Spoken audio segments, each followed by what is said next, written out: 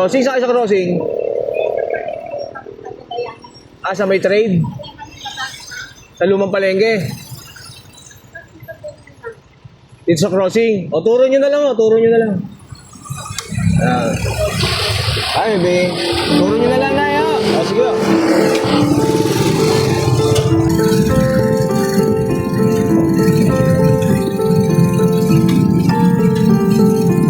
May metro bang kayo? Ha? Sa babanda? Dito kaya, dito. Dito na lang tayo na, ya. Sige na, sige na, sige na, sige na. Ako naman kumita na. So, ito kaya, ingat.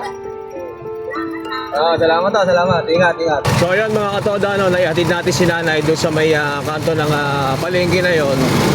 At hindi na natin siya siningil. Dahil pag sa ganyang mga senior citizen, ay hindi na tayo naniningil ng pamasahe. Tulong ko na sa kanila. Dahil wala naman silang pagkakakitaan. Lalo na pagka yung ibabayad nila ay barya lang din at 15 pesos, gano'n ay hindi ko na sinisingil. Sana gano'n tayo mga katoda, makatulong man lang tayo para sa ating mga senior citizen.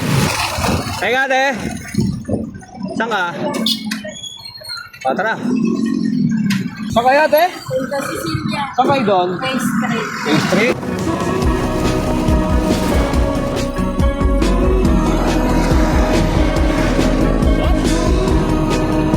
Phase 3?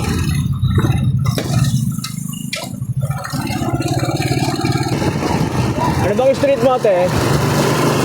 Ha? Bulabe? Okay. Power steering yun eh. Liko. Liko.